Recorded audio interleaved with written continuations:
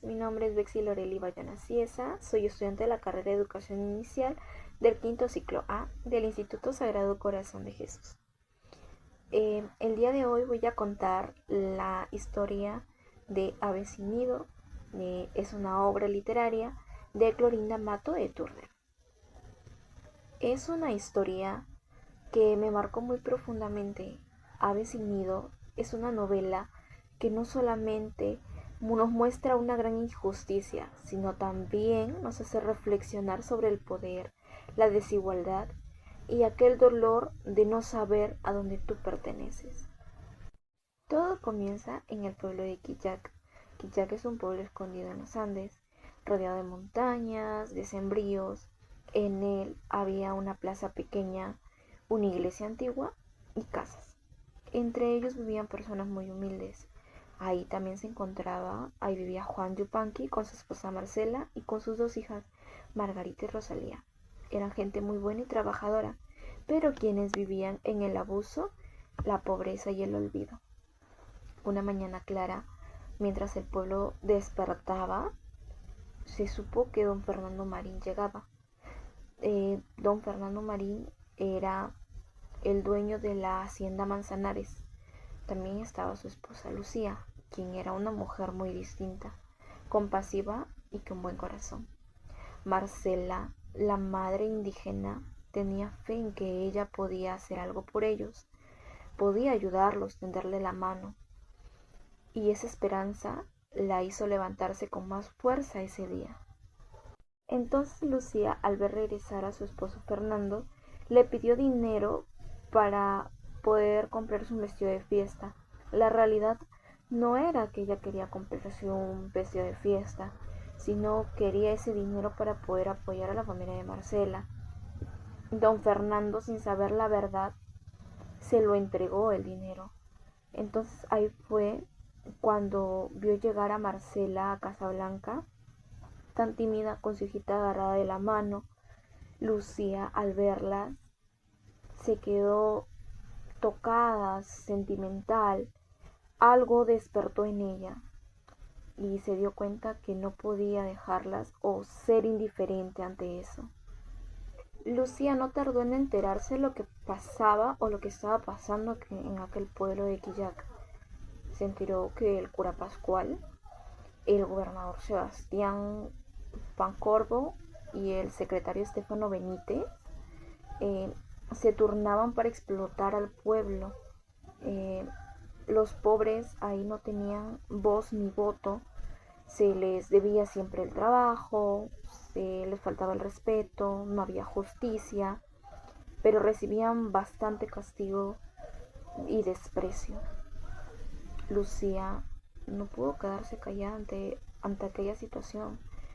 Empezó a ayudar en secreto a aquellas personas. Pero aquí el poder que tenían aquellas personas y aquellas personas no perdonaban cuando alguien se les enfrentaba. Entonces, ¿qué es lo que hicieron? Acusaron falsamente a Lucía e incitaron a la gente en ir a atacar su casa. En medio de este conflicto, en medio de este caos que hubo, de este enfrentamiento, Marcela fue herida y falleció. Antes de que Marcela fallezca, unos minutos antes, le reveló un secreto a Lucía, donde le decía que Margarita no era hija de Juan Yupanqui, sino era hija del obispo Pedro de Miranda. Fue algo tan injusto porque Marcela murió y dejó esta gran verdad a Lucía, una verdad que a ella le dolió en el alma. Pasó el tiempo y Margarita creció. Conoció a Manuel, que era un joven serio, noble, estudioso. Ellos dos se enamoraron. Era un amor tan genuino, tan bonito, limpio, natural, sin pretensiones. Pero Lucía, siempre creyendo que Manuel era hijo del cruel gobernador Sebastián Pancorbo, se opuso ante este amor, ya que ella no podía permitir de que su ahijada amara al hijo del verdugo de su madre.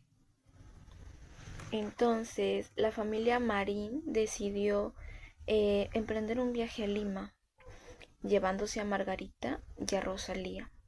El camino no fue nada fácil, ya que en el transcurso de este camino hubo un accidente. El tren, el tren sufrió un susto gigante, pero gracias a Dios, ¿no? Sobrevivieron. Ya en la ciudad, Margarita y Manuel se reencontraron. Manuel le confesó su amor. Él le entregó una cruz en símbolo de respeto. Ella, muy emocionada, lo aceptó. Pero la historia ahí no ha terminado. Un día Manuel fue a hablar con don Fernando. Eh, Quería pedir la mano de Margarita. Y ahí es donde don Fernando le confiesa una gran verdad a Manuel. Le dice que él no era hijo de Sebastián Pancorbo, del gobernador, como se lo habían hecho creer, que sí había sido criado por él, pero que más no era su verdadero padre, que su papá era el mismísimo obispo de Miranda. Entonces, esto se suponía que Margarita y Manuel, estos dos jóvenes que se amaban de la manera tan pura, tan bonita, estos dos jóvenes eran hermanos y así que su amor era imposible. Hubo un silencio, se sintió un peso en aquel momento donde se sentía la sorpresa, el dolor, todo ese amor convertido en algo imposible. Lucía los miró con lágrimas en los ojos y dijo lo que todos estaban pensando: aves sin nido. Y así es como dos aves sin nidos, nacidas, dos almas tan buenas, eh, criados en una tierra tan injusta, sin amparo, sin verdad, sin el derecho de amar como ellos se lo merecían y ser amados. Y en esta historia podemos darnos cuenta que no solamente se trató de amor, de desamor, de desilusión, sino también fue esto algo que nos da a reflexionar de cómo se vivía en los tiempos anteriores, de cómo hubo tanto sufrimiento, tanta desigualdades de oportunidades, tanto, tanta discriminación. Fue algo que poco a poco quizás nosotros estamos cambiando ahora actualmente. Fue una historia muy bonita, muy reflexiva. Espero la lean y me dejen su opinión. Muchas gracias.